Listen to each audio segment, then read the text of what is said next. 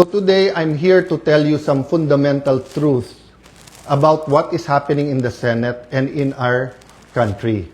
Let me start with the May 11 change in leadership and also on the walkout by the minority. In both cases, may objective. Nung May 11, kaya pala nandun yung NBI, kaya pala pinapasok nung mga nasa majority noon at nasa minority ngayon, ayaw nila magkaroon ng palitan ng leadership. Ang sinabi nila na hindi katotohanan ay dahil daw to sa impeachment. Pero yung pala, ito'y tungkol sa maraming bagay, kasama po na magkaroon ng independent, impartial impeachment, but also, ayaw na magkaroon ng hearing sa Blue Ribbon na kung saan lalabas ang buong katotohanan. Marami pang ibang issue na sa mga susunod na araw ay pag-uusapan. We're listening to you, we hear you, na ang pangunahing issue ay trabaho, ay kita, ay ang taas ng presyo, yung araw-araw na kabuhayan ng ating kababayan. Yan po ay pinakamalaking issue. Ang ating survival, spiritual, physical, financial survival is always a priority. Pareho din sa health po yun. Yun po ang speech ko noon. Na ang ating spiritual health, physical health, mental health, financial health ay napaka-importante at dapat we look at the bigger picture. Pero tignan nyo po, para siguraduhin na mapagsilbihan kayo ng bagong majority, we want to make sure that kahit anong gawin ng outside forces, maging administrasyon o yung 11, nandyan yung 13 or at the very least 12 para yung sinasabing subukan naman natin ito. Masubukan nyo kung anong madideliver namin sa inyo. Ang problema, for the last 3 weeks, walang ginawa. Kung hindi takutin kami, i-twist ang aming arm, operan ng kung ano-ano para lumipat sa kanila. I'll go back to that later on. What's my point? You want an independent Senate. Our Constitution provides for the separation of power. Bakit separate? Because they are interdependent, but they are independent. Ibig sabihin po, one cannot survive without the other. Hindi naman po pwedeng walang judiciary. Hindi pwedeng walang executive department. Pero hindi naman po pwede po na executive department lang at puppets lang po ang nasa judiciary or in this case, the legislature. So, nung nag-walk out po sila, ano sabi nila? Na utakan ang majority, na gamit ang rules ng minority. Ang sabi nila, master ang play ni Senator Tito Sotto dahil alam niya yung rules. Ayaw po nila na magkaroon ng online dahil sa bibig na rin nilang nanggaling. Sabi nga nila, ang isda sa bibig ng gagaling, may ikukulong daw. Bakit nila alam yung timing sa kulong? Sinabi ni Senator Jinggoy, hindi lang ngayon nangyari sa kanya yan, since February. Wala na daw kaso, pag siya po ay sumunod sa kanila. In this case, lumipat. So sabi ni Senator Jinggoy, sa susunod na kabanata na lang, sasabihin niya po or sa kanya niya sasabihin ko ano ebidensya niya kung sino-sino. Hindi hearsay sa akin to dahil napakinggan ko yung ilan nilang conversation. So alam ko for a fact na totoo na binabargain ang kanyang kaso, mabalik lang ang majority sa ngayon na 11 o minority. Kaya parati ko inuulit-ulit, huwag kayong magpa-11 sa 11. Eh sabi nila ngayon, paano na yan? 11-11 na. So isi-simplify ko po ha. Ito po yung main message ko ngayon. Isi-simplify ko po ha. Main message na nakaugnay sa truth. Truth. Nag-walk out sila dahil ayaw po nila na makaboto yung ilan naming mga kasama. Yung po, sa kanila mismo nanggaling yon. Objective ng walkout nila, sila ang maging majority. So ngayon naman po na walang quorum at walang session yesterday and today, may kasamang mga protesta yon. Protest against a puppet Senate na gusto nila. But it is also a parliamentary tool to ensure na tuloy ang Blue Ribbon hearing sa Thursday. Ulitin ko po ha, ginamit nila yung parliamentary tool na walk out para po hindi matuloy ang pag-change ng rules. So ngayon po ang majority, ginagamit din po ang rules sa tama, morally, legally, to ensure na hindi agawin ang mga committees para po matuloy ang hearing ng Blue Ribbon sa Thursday at ang iba't iba pang mga importanteng hearing sa bawat committee. Yes, you heard me right. Sa kanilang official or unofficial spokespersons, no? Meaning sila mismo or yung mga avatar nila or yung mga vloggers, formal, informal, PR spokesperson ang nagsabi na sa 11/11, umabsent lang yung isa, mag-abstain lang yung isa, they can move. Sabi po sa isang pahayag o isang vlog at sa iba pong mga news reports, di ba? Pwedeng maging lame duck Senate President, si Alan Cayetano. Taga-Taguig at Pateros po kami. Kahit lame duck, lumalaban pa rin. No? So, alam po namin plano nila. Ang plano nila, abangan, tanggalin ang mga committee sa legitimate majority. Why do I say legitimate majority? In a completely independent Senate, 13 is 13. Kahit nasa abroad, kahit fugitive, kahit na nakakulong. In a democracy, you cannot say, I love democracy. Tapos pag minority ka, gusto mo, ikaw masunod. Pag minority ka, you have a moral influence to try to influence the majority. But you cannot supplant your decision for the decision of the majority. We have the majority. 13 elected senators out of 24. Actually, 14 kami na pressure nila yung isa. In the future, I can show you paano siya tinakot and I can show you kasama talaga namin. Ang problema nga tinakot at ang pagpihit ngayon pagkakulong ni Senator Jinggoy ay ginagamit nilang panakot sa iba. Don't get me wrong, ha? I'm not blaming the Sandigan Bayan or the law or legal processes. I'm saying later on it will be revealed that they abused the Blue Ribbon Committee, they abused, di ba, yung paggamit sa investigation ng DOJ at Ombudsman.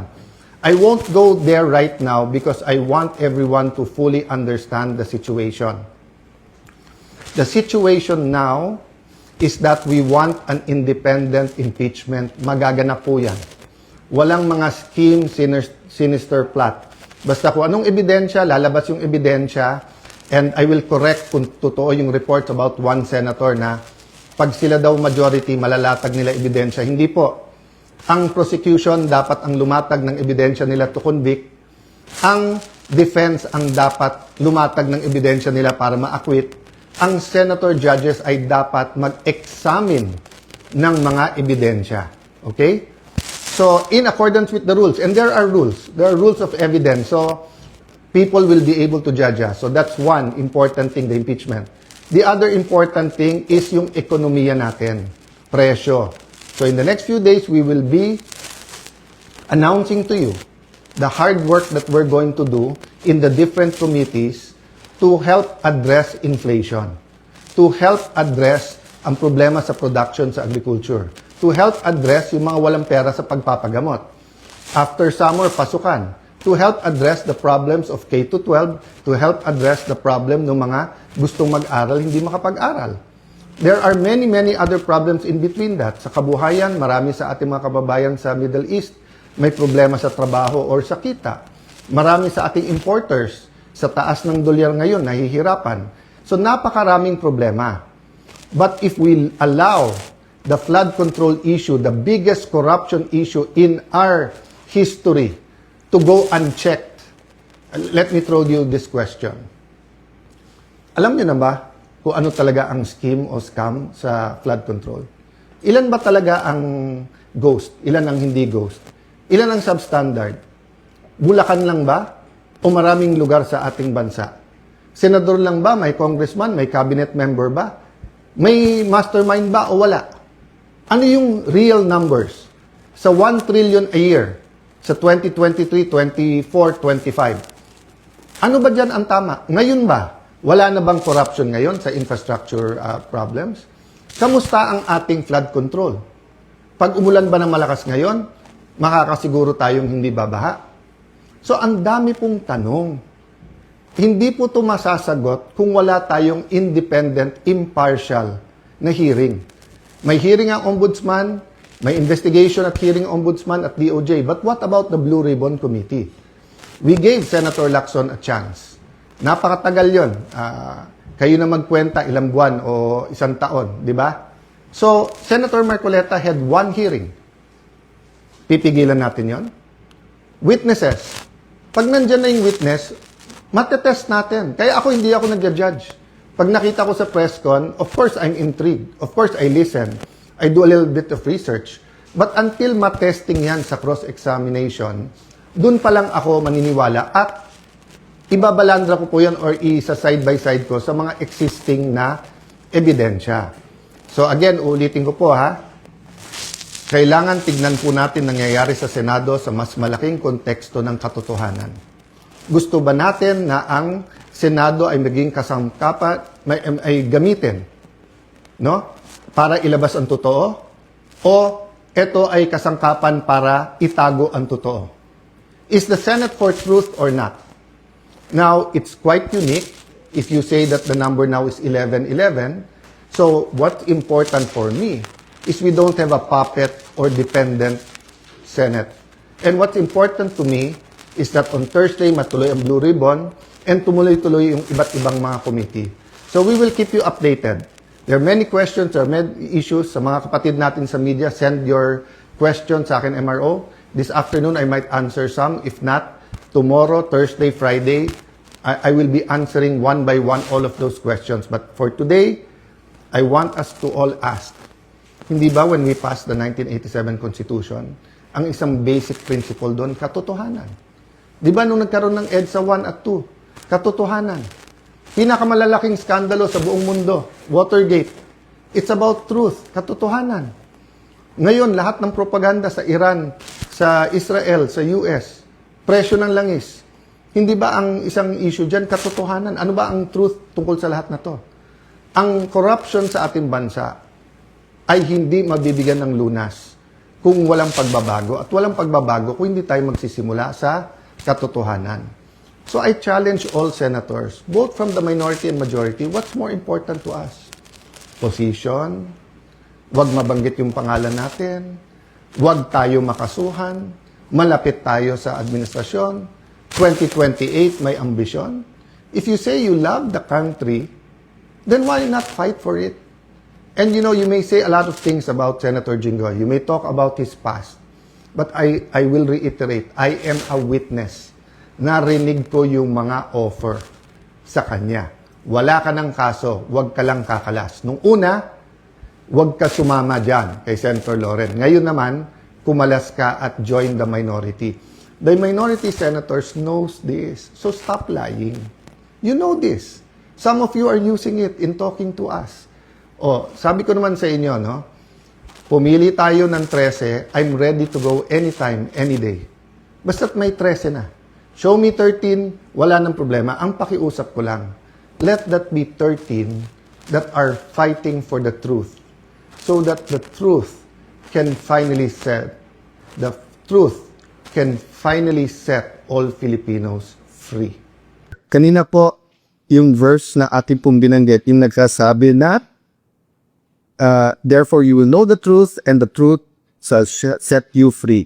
So doon tayo makumpisa, gaano ka-importante ang katotohanan? So, babalikan ko lang ko, no? We discussed one time why that has to be in the conversation. And why we have to be on God's side. We're not talking about God on our side kasi self-serving yon. Ang sinasabi natin, hindi siguro tama sabihin, nasa likod ko ang Panginoon, nasa likod ng kalaban ko yung Panginoon, nandun yung Panginoon sa 11, na dito yung Panginoon sa 13. I think safe na sabihin na ang Panginoon ay Panginoon ng katotohanan. So dapat doon tayo sa Panginoon. What I'm saying is biblical principles. Diba? Parang sinabi nung gravity. Iba na, or parang sinabi nung kung anong itatanim, yun ang ating aanihin. I mentioned biblical principles because we have to have a starting point so that although we disagree, we can agree on the goal. So kanina, I talked about truth. Can we agree that whether we talk about the parliamentary tool of walkout or we do the parliamentary tool of having no quorum, there have to be an objective. And the objective has to be truth. So, sabi namin, tinitira, gilabuan ng paraan, nahawakan sa liig ang Senado, kaya iniisa-isa ang mga membro ng majority, at sabi naman ng pabila, hindi legal, hindi moral, o ano-anong dahilan na wag magkaroon ng online. Of course, tinawagan na hypocrisy dahil kay Senator Trillanes man, kay Senator De Lima, or sa maraming pagkakataon, yung mga tumutulig sa ngayon, senador man sila o dating senador, once upon a time, pinopose nyo rin yan. But can you agree that whether we walk out or whether there's no quorum, we're fighting for the truth. So the question is, what is the truth and how do we get to the truth? So pag sinabing, eto totoo, si XYZ ang guilty sa flood control. Sinabi naman ng kabilang grupo, hindi, si ABC. Malay niyo po, in the end, it's not A, but it's B and C. And it's not XYZ, but it's Y and Z. And then kasama si W. So, the hearing, mading po hearing yan sa Ombudsman, sa DOJ, or Blue Ribbon Committee, are instruments to get there. But it is human instruments, kaya hindi siya perfect. So, dun sa nagsasabing magtrabaho tayo, we agree. Yung nagsasabing na delay ang trabaho, we disagree lang yung bagong majority. We point to all of us, including the minority. You had the wrong priorities. The last Blue Ribbon hearing was in January. And from January to present, there have been a lot of developments. The last time we heard from DBM, DOJ, DPWH, many agencies. Umiba-iba na po ang mga statistics na pinibigay sa atin. For example, nung unang privilege speech ni Senator Lacson, ang sabi niya, ilan daan yon na ghost project. And then lumiit na lumiit. DPWH, I think, confirmed this until now, did not come out with the actual numbers where I suggested, even last year sa budget hearing, utusan lahat ng district engineer, una ng picture ang project, kung zero yung project at bayad na, ghost yon. Kung meron project, hindi ghost yun, pero baka sa standard. Meaning, may project, pero hindi tama yung pagkagawa. So we have to sort out all of these facts. Kasi garbage in is garbage out eh. When we talk about the law, you have to have the facts that you would apply the law to. So, ang question, sabi ayaw pidilan yung Blue Ribbon Committee. Pero before magpalitan, ang puntilya ay partial report. So, nasabi ko na po to mismo sa Senado. Impartial, not partial. So, partial report doesn't mean na kumapabor kay kanino, but it means kalahati pa lang to o 1/3 or 60%, 70%. Mahirap magbigay ng partial report kung meron kang additional information that is already available. At sa katulad itong flood control na lahat nagtuturuan, lahat pwedeng wakutikan, napaka-importante na ipakita na tatapusin natin ito na buong buo. So, madalas namin pag-usapan sa minority noon at majority na yon. Bakit kapag ka isang senador nakalaban nila, kalaban ng Malacanang, kalaban ng konse ngayon, pagka meron kong sinabit na amendment, yung po daw ay insertion. Pero pag sa kanila, amendment daw po, iyon. Pagka sa minority po, ang sinasabi, huwag kayo mag-attend ng hearing or mag-inhibit kasi namanggit kayo. Pero pag sila, bawal banggit eh. So it's the first time again that we will have a hearing that we will be inviting different guests and they would be free to talk. Does that mean that everything they say is 100% true? No. That's why we will test that with cross-examination.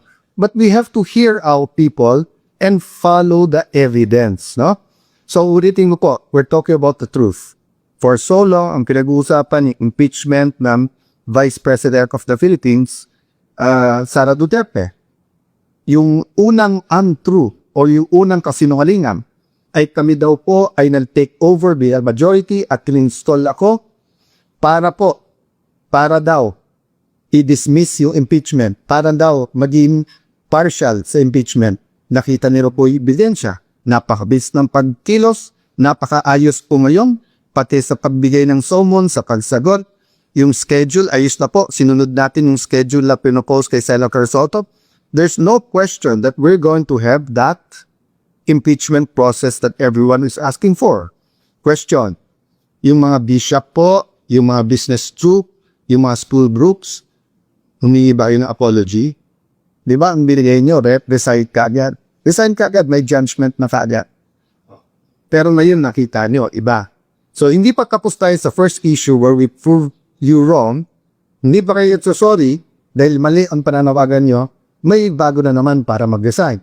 And then ngayon, yung 11, actually it's news because they said it today, but it's not new. Why? From day 1, February pa. February na pinipigilan nila na matanggal si Senator Soto at mabuwag ang kanilang mayorya at maging minority, ginamit na po pati yung mga kaso sa minority members na kasama namin na huwag kayong milipat. Lumipat kayo, tuloy yung kaso. Pag hindi kayo lumipat, walang kaso. Sinabi na to ni Senator Jinggoy for the first time, inamin niya na totoo. He has evidence a few times. I was there, kaya narinig ko yung conversation, kaya alam kong totoo. So, we're going back to the issue. The issue is not work. The issue is what is our priority. And this is the end time. Priority natin, ekonomiya, presyo pramaw kita. Priority natin ay corruption issues kasama ang flood control at accountability issues, yung po yung pangatlo, yung impeachment. Pinangatlo ko lang po dahil nga nakaayos na yung schedule. It will take time, nagsasagutan pa, nagpapalitan pa ng sagot, yung prosecution at saka yung defense, and then magkakaroon ng pre-trial para hindi po mahirapan ang lahat na intindihin yung ebidensya. Again, I will correct one senator who said that pag sila yung majority, mas maayos yung ebidensya, yung laktan ng ebidensya. Hindi trabaho po ng senator judge na maglatar ng ebidensya. Trabaho po ito ng defense at saka po ng prosecution. Prosecution muna kasi ikaw yung na-accuse. Then defense kasi nga, dinidepensan mo sarili mo. Siguro that's one reason why gigil na digil ang mga kapatid na Senator Tulfo na aside from the committees, aside from yung pagiging malakit sa Malacanang, let me address that. Sabi ni Senator Tulfo, pag hindi ako nagpakita sa session hall ay ako'y duwat.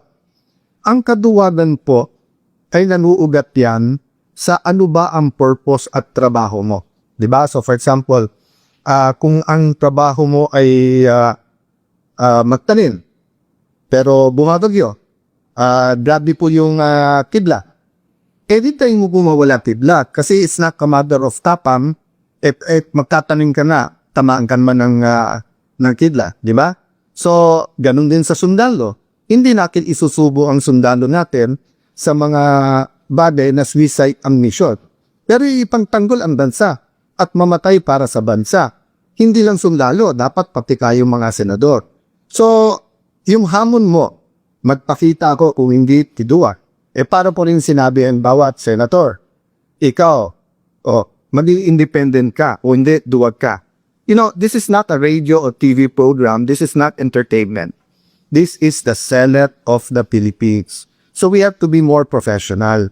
Kung hindi ka lang Tulfo at kung hindi lang Tulfo si kapatid mong si Erwin, sinumbong ko lang kayo kay Tulfo Diba? Pero ang reality is, because nandiyan kayo, because you have a strong voice, use it for the good of the country.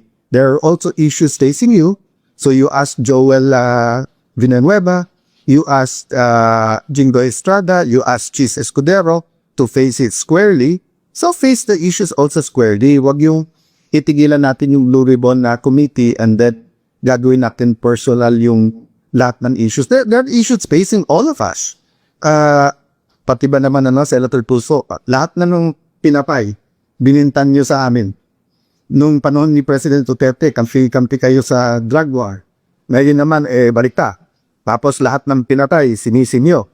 So, pati ba naman internet at saka earphone, sa akin nyo pa rin sinisit. O baka murder pa yung kaso na yan, murder kasi pinatay ang wifi at yung kuryente. Nakita ko na po ang report, yung po palang master yung pong centralized aircon, yung master switch or yung sa kuryente, nasa GSI gas yun at may nag-trip ng wire. Kaya around 6 o'clock, nagkaroon talaga ng problema sa aircon. So, hindi po namin gagawin sa inyo.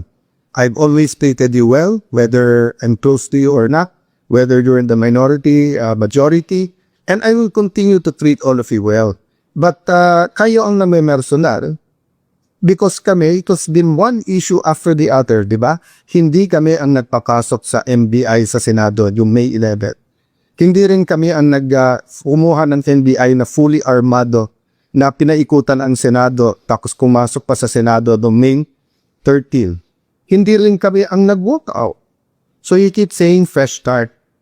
Every Senate president that I served under, whether I was their majority leader or minority leader, whether I was in the leadership or was just a simple follower, I gave them a chance.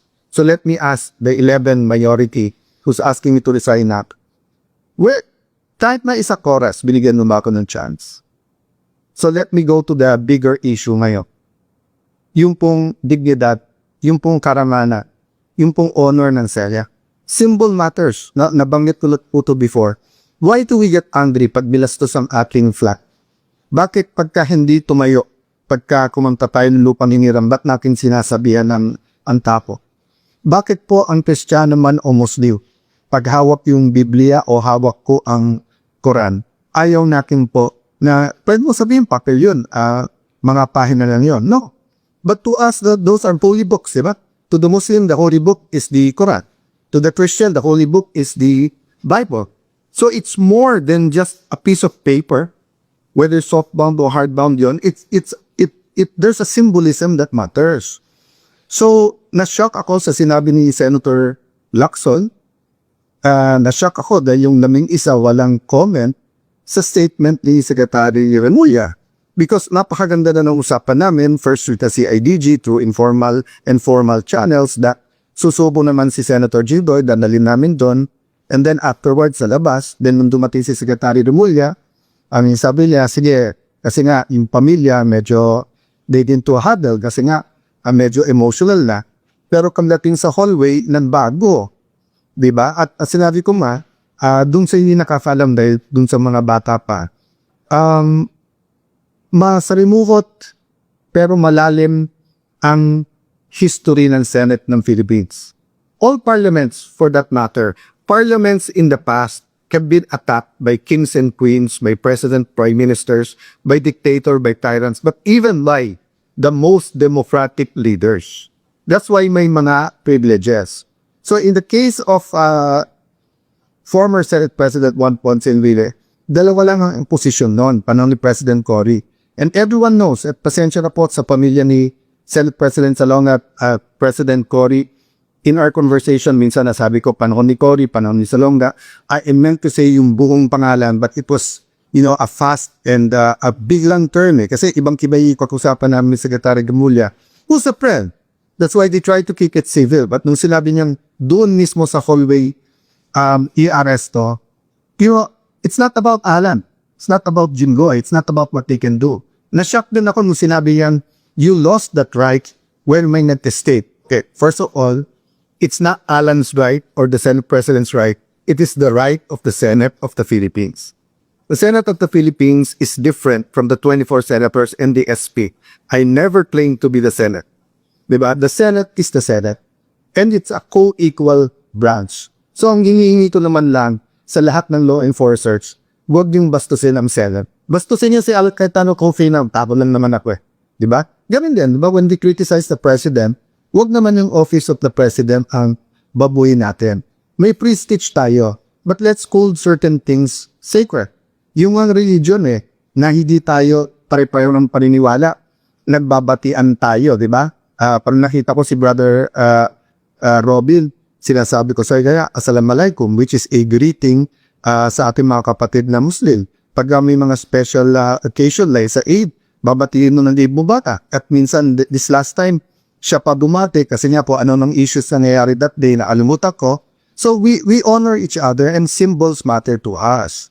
That's why nga I was insisting, sir, lambas lang tayo ng pinto ng Senado. At siya naman po ay susurrender. Just to skip back and forth, no? Remember, Senator Bato did not escape. mismong si Secretary Ruya said that day, wala nang silang hawak na warrant at hindi naman sila nandun para rescue siya. So he's free to go. But, I didn't feel like arguing that time. That wasn't my point. Senator Jidoy was not asking for protective custody or sanctuary. So baka nandun nangyari yung miscommunication. But pagdating sa elevator, nakapag-usap kami ni Secretary John Dick, so more or less lang nagkaroon ng kaglilinaw. Sa kaniyang press con, sinabi niya yung mga opinion niya. But I disagree with that. But I won't disagree with it. I disagree with it, but I won't argue. But nung lang ako nagtaa, Senator Lacson may silabi pang mabigat, yung iba, wala man naman salita. Si Senator Win, gusto maging Senate President. That would have been his chance. Umakyat, minority, majority. At sabihin, Sen, hindi issue si Jinboy. How you respect the Senate premises and how you will process his arrest is more important to all of us. That's why I was emphasizing, marami akong pwedeng gamitin na example. Bakit ko ginamit yung sa the great statesman and the great Senate President Salonga? Because Senate President Salonga was put in jail.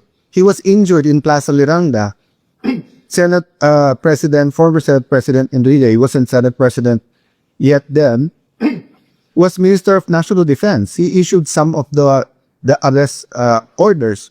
And despite na halos kahit anong gawin ni President Porilon at kahit ano sabihin kasi talagang sa tao sobra yung pagmamahal, ano silang ni Senate President Salonga? Not here. Tapusin niyo yung sesyon. Pasalitain muna. Sabi nila, hindi, kasi pagka below 6 years, pwede mo doon. Yung kung kilaso kay Senator Gile na rebellion complex with murder was non-lailable. Diba? So, yung kung pakiusap ko, huwag natin idama yung mga institution, diba? DOJ o Ombudsman. We'll have issues with who holds the office.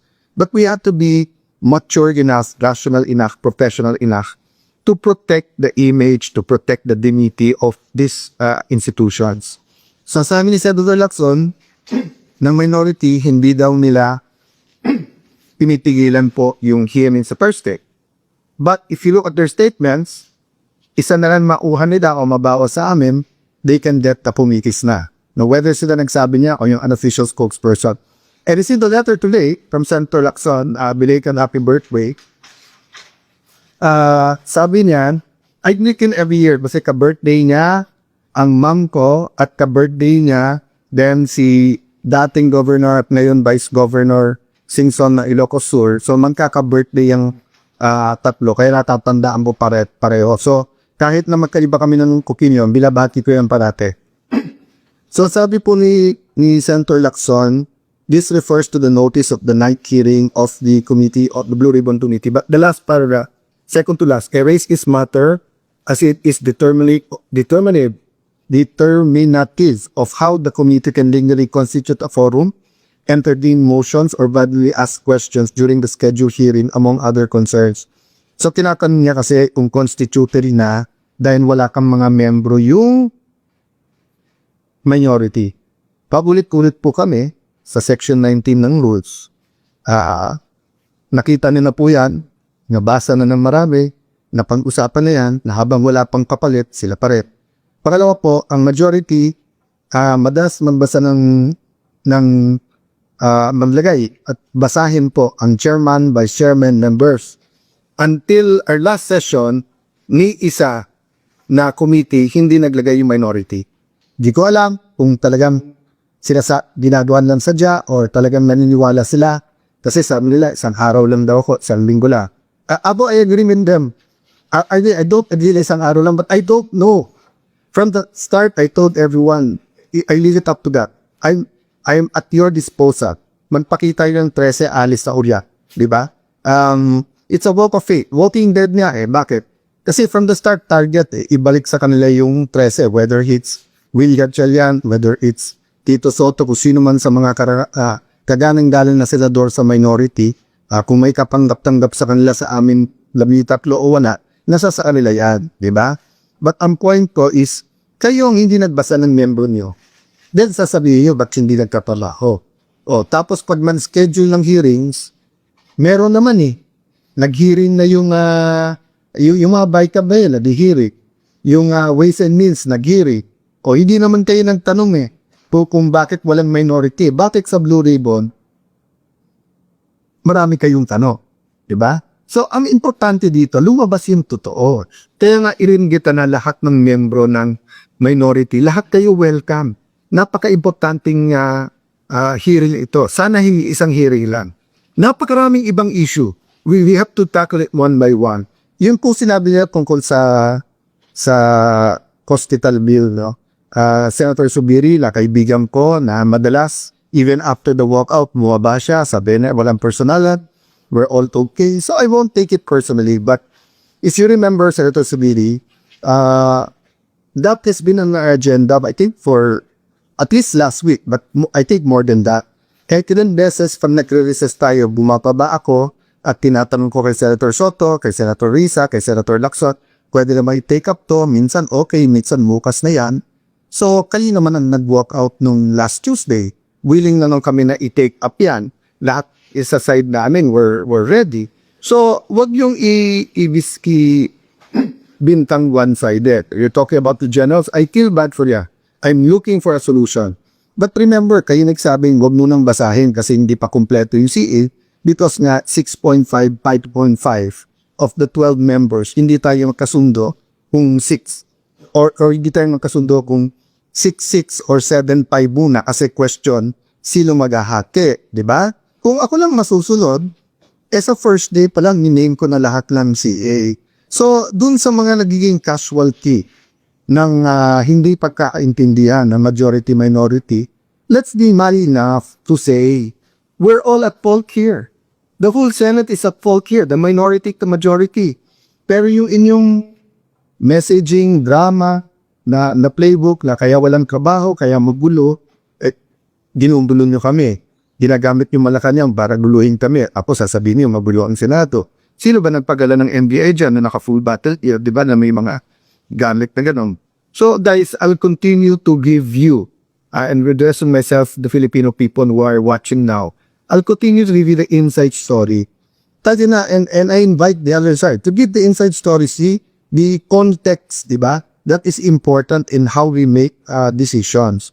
So, tanungin ko po kayo, gusto niyo po mag-session tayo, pero gagamitin po nila yung numbers dahil po dun sa hindi makapasok si Senator Bato at dahil kinulong na si Senator Jinggoy, tapos pinakapot yung iba namin makasama na susunod na kayo, tapos hihintayin kung may event or hindi pwede isa namin kasama or FCR lang, tapos papalitan nila yung mga miyembro ng committee. So, hindi matutuloy yung Duricon committee sa Thursday. So, if may Adam, why don't we have a meeting tomorrow about how the Blue Ribbon Committee should proceed on Wednesday? You know, I've talked many times to Senator, or on Thursday, tomorrow meeting for Thursday, I've talked to Senator Marcoleta many times. He's a very reasonable person. He's intelligent, he studies, he did kasi ang paniniwala at paninindigan niya sometimes din si Senator Lacson, no? Kaya ko sinasabi sometimes one-sided hindi makikilig sa reason, pagpipilikan kahit mali, tama pa rin. Diba? So, it's up to you. Whether your messaging is simply pumasok kayo, duwag kayo, and resign, or whether you want to talk about the economy, inflation, impression ng bigas, paano yung mga OFW na mawawalan ng trabaho. Kami, we're coming up with a schedule. Sa lahat ng committees, welcome kayo. And siguro aminin niyo naman, most of the work is done in the committees. Pati LEDAC Pati LEDAC, handa na kaming pumunta, pinakancel. Tumawag pa sa akin yung nag-organize na kami ba yun lang. Sabi ko, hindi siya, ready kami end time. I think twice to na parating sa Malacanang, we're ready for the LEDAC end time.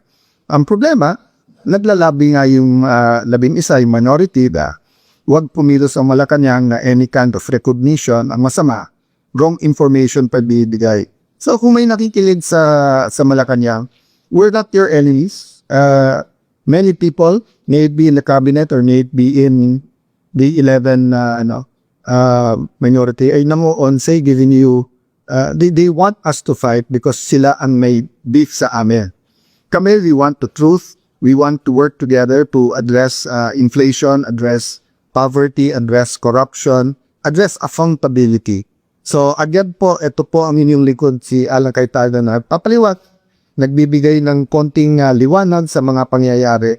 Be patient po. Be patient because These are existential issues for our nation.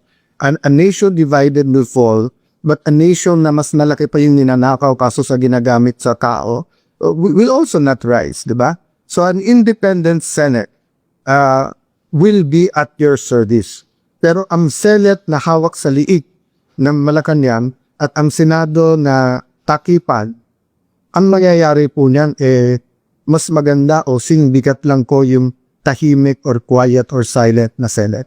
God bless you guys at salamat sa aking mga Senate media sa tanong niya na mag-react dun sa ilang issues sa press con kanina na 11 minority members. God bless you.